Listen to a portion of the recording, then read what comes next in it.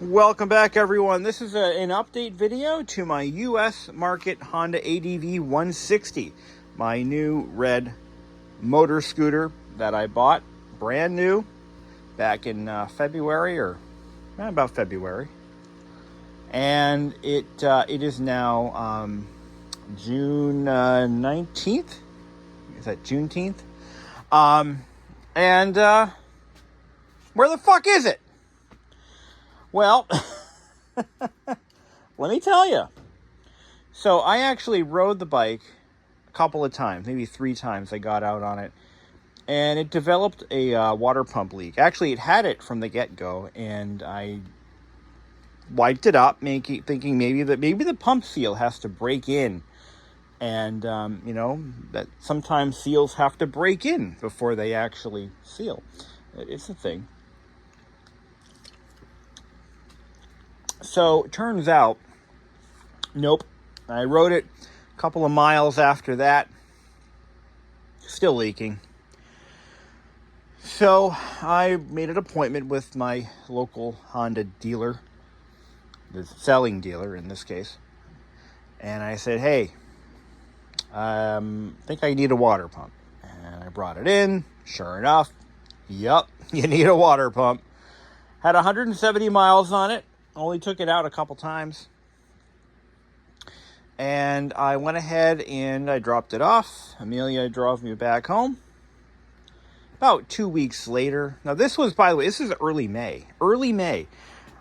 A couple weeks later, I went ring-a-ding-ding. I said, you know what? I'm just letting, actually, no, 3 weeks. 2 or 3, about a couple weeks later. I said, just letting you know, I'm going to be on vacation. I'll be out of the country and completely unreachable. So just wanted to give you a heads up. If it's nearly ready to pick up, let me know. I'll come get it. Otherwise, just want you to be aware. And they said, sure, thank you for the update. We'll let you know. Go to vacation, come back. Now, by this point, they've had this thing over a month. I get a notification on my phone. Hey! Your Honda ADV160 is ready for pickup.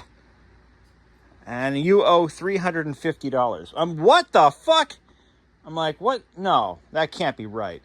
So I call the dealer. I said, hey, I'm sure this is a mistake. But I shouldn't owe, it's a warranty repair. Now, I've had warranty repairs done on 3 or 4 of the cars I've owned brand new over the past 18, 19 years. And usually cars, it's just in and out, Oh, if the car is safe to drive, they'll order the part. And they'll say, yeah, come on back in a couple days. Put it in, done, good to go. This should have been something like that. But I guess things don't work so quickly and efficiently in the power sports industry. So I went ahead and I called the dealer. I said, I'm sure this is a mistake. And the woman says, oh, no, we charge a diagnostic fee. I'm like, no, you don't. No, you don't. I said, it's a warranty repair. Let me transfer you to the service department. I thought you were the service department. Okay. So I get transferred, and the guy I spoke to originally when I dropped it off, he's like, oh, no. They didn't do it right. But he said, your scooter's right here, ready to go. Come on, get it. I said, okay, thank you very much. I love you guys. I'll be right over. So I told Amelia, I said, hey, tomorrow, let's go get the scooter, if you don't mind. She's like, oh, yeah, no problem. So we went out, go to pick up the scooter. And they're like, oh, hold on, I don't know where it is. I thought you just laid eyes on it. You closed the repair order. Now, mind you, they've had it over a month, maybe 5 weeks at this point. So I walk into the service department. He can't find the scooter, so he starts searching around the shop for it. And he's like, he found it, and he rushes out to me. He says, I just want to make sure that, he said, come, let's take a look at it. And I said, oh, something's wrong. Of course there is. So, something's wrong, I'm thinking. he finds the scooter. I'm looking at it, and I'm like, oh, that can't possibly be mine. That thing is filthy and missing body parts. And he's like, oh, but it is yours. And I see the tag on it with my name on it. And I looked at the guy. My face is turning about that color right there. And I said, you just called me to tell me it's ready to go. What's up? So it turns out that is indeed my machine. And I told the guy, I said, look, I don't see the rest of the body panels here. But tell me, I think the look on my face said it all.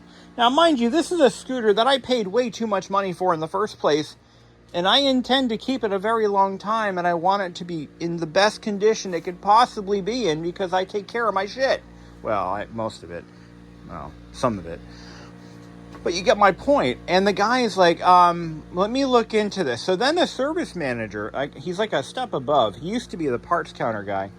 And I've interacted with him before. He's kind of a hothead, but he's usually pretty reasonable. And he looks at me terrified. He's like, oh, let me look into this. Here's what happened. And this is why at that point, I didn't even wait for the answer. I walked away. And sometimes you have to, in life, you have to look at the situation and realize your blood pressure is escalating, your filter is dropping, like your verbal filter, and you're going to start saying things and doing things that you wouldn't otherwise. And you have to, everyone has that threshold, okay? And let me understand, I realized that this repair wasn't going to be an overnight thing. I realized it was going to take some time because I understand that parts that are not stocked normally here in the States, they have to come overseas from Japan, and that takes time. These things take time, and you have to be patient. I saw the workload they had. Their bay is filled with bikes that need repairs. Other customers' bikes, warranty repairs, maintenance jobs, all these things. And I realized I went into this knowing that. But a month and a week later, 5 weeks later, I'm told it's ready to go, and it's sitting there on the shop floor in pieces. I had to literally walk away from the situation. I just turned around and I walked back to the vehicle that was in the. I told Amelia, I said, "Don't leave until I give you the okay." And thank God I did that. So I just said, you know what? I didn't say a word. I just walked away. 10 minutes later, my phone rang. And I got a call from the guy, the upper level gentleman. And he says, "I'm very sorry." I'm like, okay, what's going on? This time I'm starting to calm down a bit. And he says, "I just want to let you know what happened." And I'm like, okay, let's hear it. The water pump that was ordered, that came over on the slowest possible boat from Japan, arrived. They put it in, and it also leaked. And I says, "Oh, really?" As it turns out, that pump must have been damaged in shipment because they took it off and the pump housing was cracked. I'm like, okay. And I said, "Look, I understand that, but I just want you to know." And I'm still a little upset, but I've calmed down a little bit. Reality is settling in. I'm not going to get this bike in any reasonable time frame. It's probably going to be another month. But I said, look, I dropped this bike off with 170 miles on the clock. It was effectively brand new. There were no scratches, not one scratch anywhere on that bike. And I was clear. I was clear as a bell. I said, take a look at the notes that were with it when I dropped it off. No scratches. I said, if there's one scratch on that bike, you are replacing whatever panel you damage. And he's like, okay. This is why, for the most part, I repair my own shit. And this brings up another point. I have the service manual for that bike. It was on that bureau, but Amelia moved it for me. What I was going to say, it's not in there, is it? What I was going to say is this. Even for warranty repairs, so that water pump was, okay, diagnostic. Let's talk about diagnostic fees for a moment. That pump was leaking. No diagnosis needed. I looked, I saw where the coolant was coming from, because there's a weep hole built in. Obvious problem, obvious solution. Replace the pump. The pump itself cost about $100. So, if it was out of warranty, for me to repair that problem would have been $100 and about an hour's worth of my time, just to carefully disassemble things, put them back together. About an hour. $100 in parts. Now, I have the service manual for that bike. I bought one, and I don't see it anywhere. But it's here. I have it. I own it. Where is that service manual, actually? It was down here somewhere. But I put it someplace safe, and I lost it. You know what? I know where it is. It's up in my bookshelf upstairs. So about $100, and I'd be on my way enjoying the nice weather we're having on that bike. Because it's a warranty repair. Let's say they decided not to cover it. I bring it down, and they were going to charge me $300 in change for a diagnostic fee. And it wouldn't be fixed. As a consumer, that is heartbreaking to hear. Because I know how easy that job is. I have replaced major components in those engines, well, older versions of it, and they're not that hard to work on. Simple tools, a service manual if you're not that familiar with motorbikes or with Honda scooter engines. And what the hell are you doing? Are you playing hopscotch in the hoops of that extension cord? Is that what you're doing? Because that's what it looks like. Anyway. Imagine if the problem were more severe. A more involved repair. Hell, a tire change. They would charge me a couple $100 just to take the wheel off. And that's, is it a ripoff? Or is it the fact that they're getting so much business that they can actually charge that? And I look at, I own a small business myself. I repair car stereos.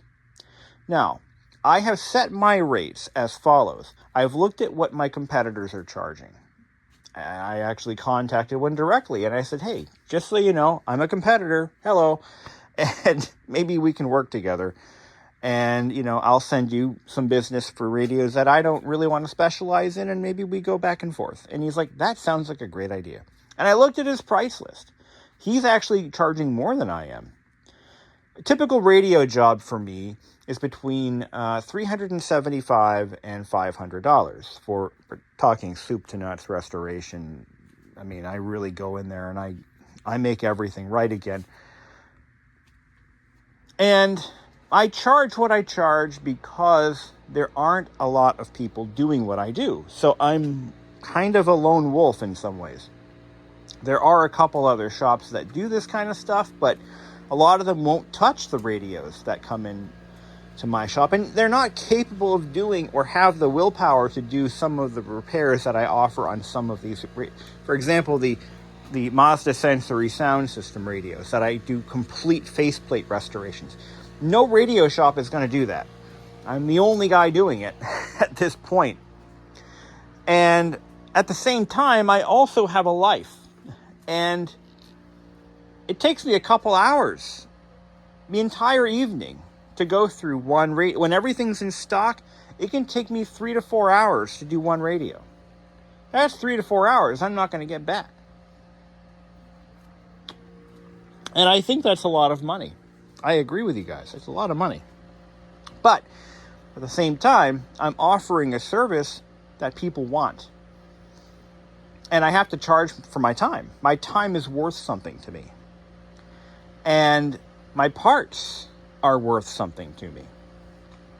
So, that all being said, I don't typically complain about service shops and what they charge, because I am also kind of in the same business. I get it. Totally get it. But where I have a problem is when you don't set reasonable expectations for a turnaround time, firstly. Secondly, you reach out to the customer without making sure that that job is actually done. If I shipped a radio out to, or if I told the customer, hey, your radio's done, I'm going to ship it out, after they've been waiting a month or two, and then I go back, oh, just kidding.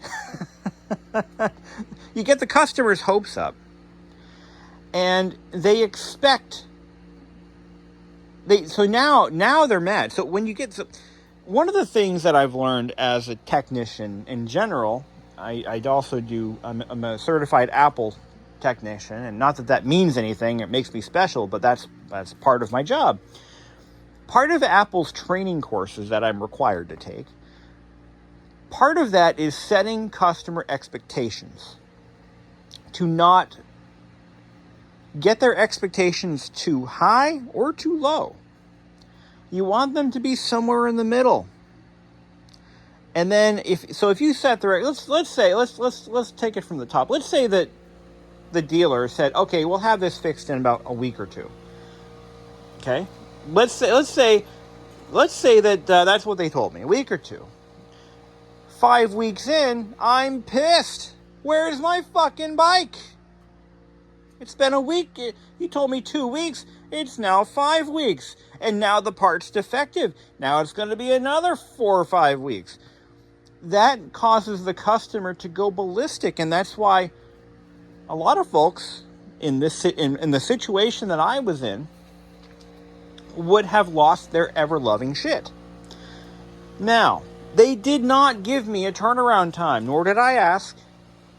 As a matter of fact, and I'm going to point this out too, it's a warranty job, meaning that I should expect to drop the bike off, get it fixed, and receive the bike in as good or better condition than I dropped it off in. Better being it would be repaired, and it wouldn't be scratched up, dinged, or missing parts. I say that because I also understand that warranty work isn't that profitable. You want the mechanic doing the job to do it right, and you want them incentivized to do it right.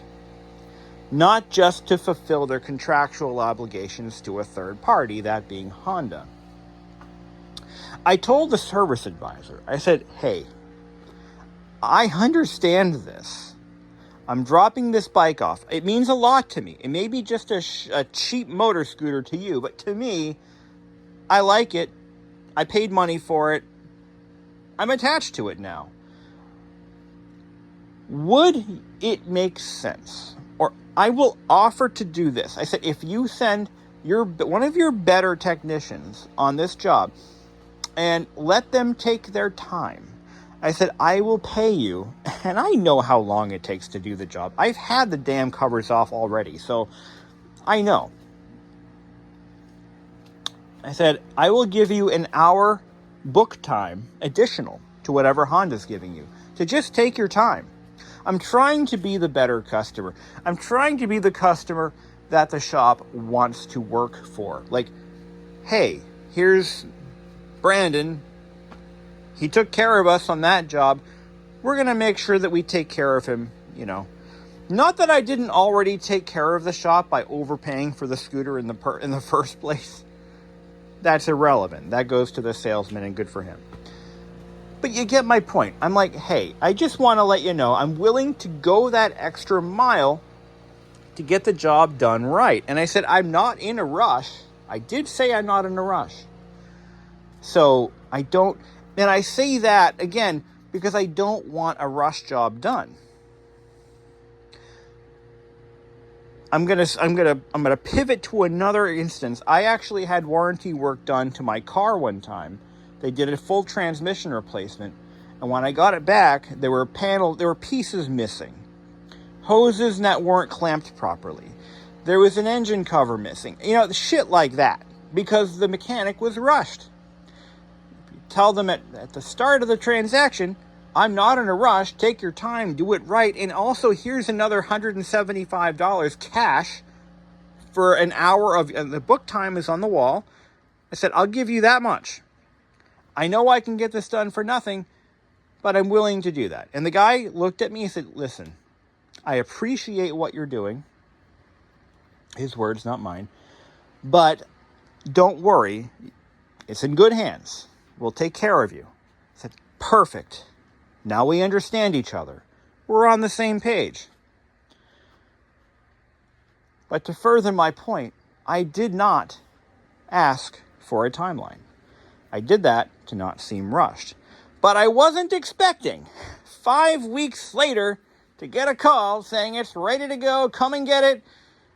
Oh, whoops, it's broken. Sorry. Come back in another month. That threw me for a loop. So, I guess the point in this entire monologue is, number one, be a customer that they want you to service. Okay? Don't be a customer where they see you come in the door, or they see your phone call on the they see your call coming in and they roll their eyes and groan up. There he is again. Don't be that guy. Also, check your temper at the door.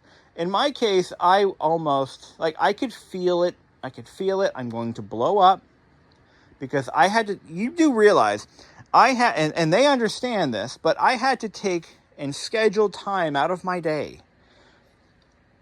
I had to take time out of Amelia's day to drive me down to the shop to pick this scooter up that I had already confirmed was ready to go. It's a major inconvenience, but you know what? Life is full of inconveniences, so that really doesn't piss me off. But the gut punch of seeing my scooter, parts everywhere, God only knows where the parts are. I'm sure they're in a safe place. I hope so. Like, what the fuck? That pissed me off. There is nothing that could have possibly come from that scenario where I blew up at the guys or just, acted like a whiny little bitch and started complaining about the situation because it really isn't their fault. Well, it kind of is, but we're going to give them a pass on that. Instead of doing any of that, I took the high road, I looked at them, I was visibly upset, and I walked away. And that was the best thing I could have possibly done in that scenario. I was pissed off. I'm still pissed off. I don't know when I'm ever going to see the scooter again, but I will tell you this. I'm not sure I'm going to keep it. I know. Do a complete 180 from the direction we were headed. And I'll tell you why. This video is going to get long, but let's just say this. Amelia and I were on the road. We went to Bermuda. We enjoyed it. It was a great trip. We took one of the we actually did an NCL cruise on the Norwegian Gem to Bermuda and back, and we had a great time. We loved it. We loved Bermuda. It was a very nice trip.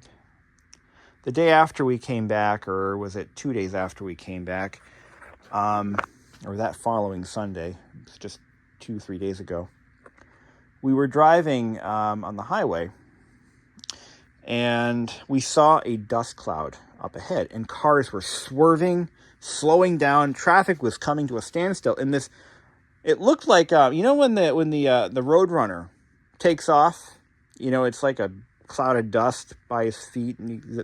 Well, that's what it looked like. Well, that cloud of dust was a BMW X3 tumbling like a beach ball towards us.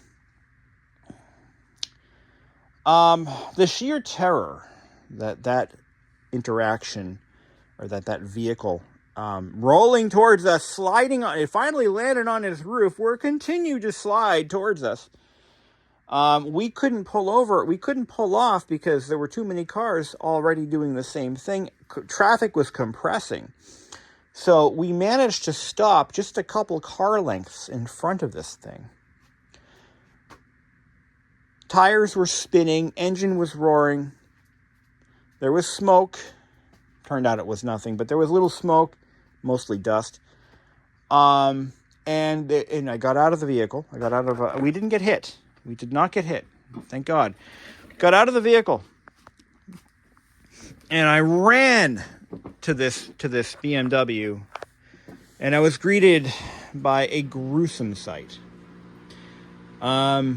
Two African-American women covered in blood, screaming. Thank God they were screaming. That meant they were alive. And I thought it was just them. Meanwhile, other folks are coming towards us. And they were moving it around. They're trying to get out of this car. And I'm like, okay, what can we do? What can we do? So I'm trying to think. You see, you're under pressure. You're scrambling in your head. What's the best thing to do? Is get them out of there. So one of the other fellow motorists, between the two of us, we yanked that passenger side door completely open. And this car is on its roof, tires spinning, women screaming. It smells awful, like burning rubber and gasoline and God knows what else. We got the door open. Those women came out, bloody as ever. But they were walking, so they weren't that badly injured. So some other bystanders guided them over to the side of the road where they sat down on the guardrail. Meanwhile, we're searching. We found another gentleman, an African-American gentleman in the car, lying on the roof, head facing the... Actually, no. This car was equipped with a panoramic sunroof. And the car... Hold on. Okay, so this is basically what we were up to at this point. So this is the passenger. This is where... So we're coming like this. This is what the car looks like now. We had pried the door open. We got the two women out. And the hatch was open like this. Actually, no, the hatch wasn't open, I don't believe. But the glass was... No, it had to have been open because I got up... By the way, this is a BMW X5. I didn't have an X3, so this is going to have to suffice. And it's the wrong color. The car was actually silver. There's a point to this, I swear to God. So, let's just spin the car over this way. So the gentleman was lying on the roof, on the inside of the roof, and because it had a panoramic sunroof, it was busted out. His arm was pinned underneath the vehicle, between the roof rail and the ground, as was his head. It is the most gruesome thing I've ever witnessed in my life. It is traumatic, and I'm trying to deal with it. So now I'm making you guys deal with it. This is my therapy, okay? So the guy's arm and his lifeless body was laying on the roof, like with his head right here, basically. Now, I don't believe in God, but I do believe in fate. That motherfucker should buy a lottery ticket because he didn't die. Now, he was unconscious the entire for most of the time we were there. He was completely unconscious, not moving at all, bleeding from his face because you could see blood everywhere in his arm, and it was the whole thing. But my point I'm trying to make here is that little roadside ingenuity is what saved his life, because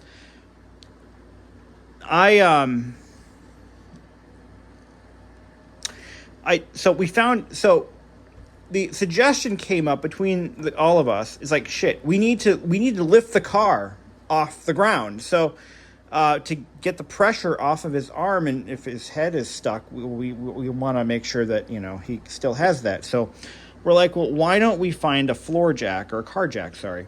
So I found the vehicle's car jack, but I couldn't find any of the hardware. I looked all over the trunk, couldn't find anything. The trunk was like this at that point. Couldn't find a damn thing. So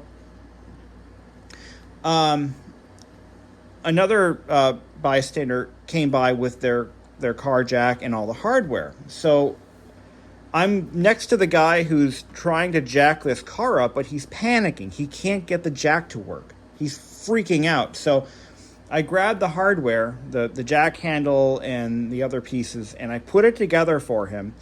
And we got the car just a little bit off the ground. So by jacking up the roof rail against the ground, against the pavement, it was around that time that the gentleman came to. He started squirming, and he was trying to speak, and and I yelled at him. I said, "Stay where you are. Don't move. Don't move." I said, "Just, paramedics are coming. You're alive. You're good. Just stay where you are. The car is not on fire." Meanwhile, I'm thinking, shit, everything in the car is still powered up. The engine's off. It probably seized from being upside down. But I went back. Now, on a BMW, the battery is under the rear cargo floor, thankfully. So I see the battery. All the panels had fallen down from the car going ass over tea kettle. So got all the panels out. I'm staring at the battery, and I'm trying to work the battery terminals loose. And then I had a thought, like, crap, if I break this battery case, the acid's going to come pouring down all over me. So I'm asking, like, anybody, pliers? Anyone have pliers? Nobody had pliers. So I'm like, all right, we'll leave that alone. Scrap that. I can hear the sirens coming.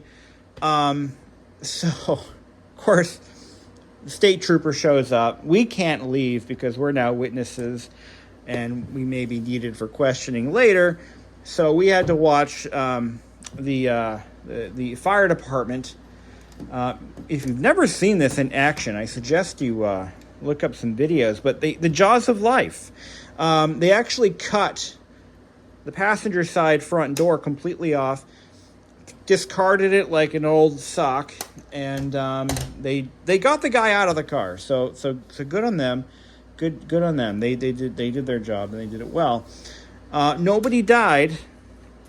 But the reason I bring this up, the timeliness of this accident is scarred me, because it brought me back to that fateful day in August of 2016 when I myself had to be scraped off the ground from a motor scooter accident, and it's really weighing me down.